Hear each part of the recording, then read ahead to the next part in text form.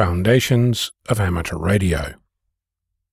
Every single radio amateur has come to this hobby with an itch to scratch. Time and again I've seen amateurs around me pursue that particular purpose, only to come out the other end with a look of bewilderment writ large across their face. For some amateurs it means the end of their involvement in the hobby. For others it starts a new journey into the unknown. One of the ways we explore our community is by travelling out of our shack into the big outdoors in whatever form that takes. Popular activities include setting up a radio in a location and talking to others, known colloquially as an activation. We do this all over the planet.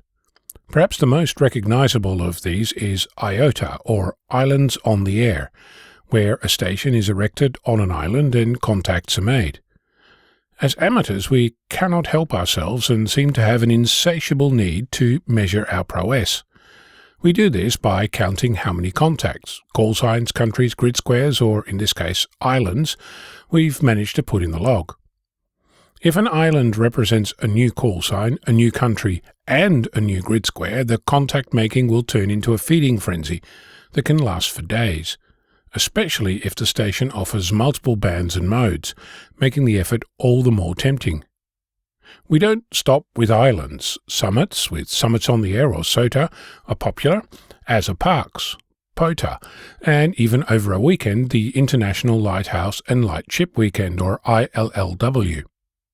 Some of these activations follow rules set out by amateurs like you and I, who thought it would be fun to track such activations and encourage others to participate.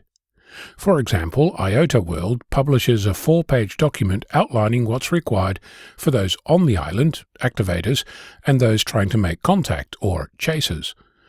This raises an important point. Rules require documentation, which leads to discussion and disagreement, and versions. I can show you 2 versions of the IOTA World rules. Neither is dated, of course both are different, so if you're going to publish rules, make sure you add a date or version, preferably both, to the rules document. Disagreements aside, sometimes there are multiple programs with the same name or aims.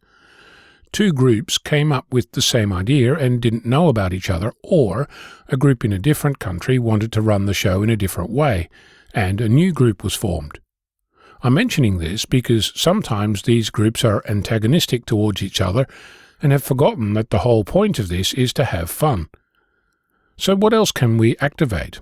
Well, there's castles and stately homes, bunkers, beaches, museums, Walmart parking lots, and even toilets on the air. Mind you, slow-scan television or SSTV is discouraged as a mode. The other day the power was off for maintenance in my street and I planned on escaping to the local library, which caused me to search for libraries across Perth. It seems there's pretty much one in every suburb, and I considered the notion of activating a library or 3. Comes with easy access to public transport, a car park, and even toilet facilities. What's not to like?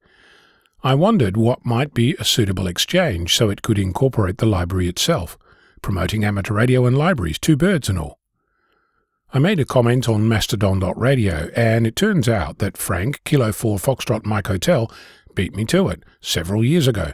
Libraries on the Air, or IOTA.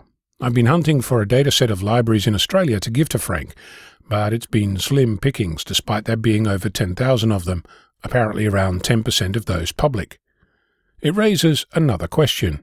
Is there a directory of activation types anywhere? I couldn't find one, so I started a list on my GitHub repository. Feel free to add any I missed. Toilet jokes aside, consider that TOTA is being held during the annual Hackers on Planet Earth conference, and it will introduce new people to our amateur community, which ultimately might be the best reason to have fun, get on air and make noise. I'm Ono, Victor Kilo 6, Foxtrot Lima Alpha Bravo.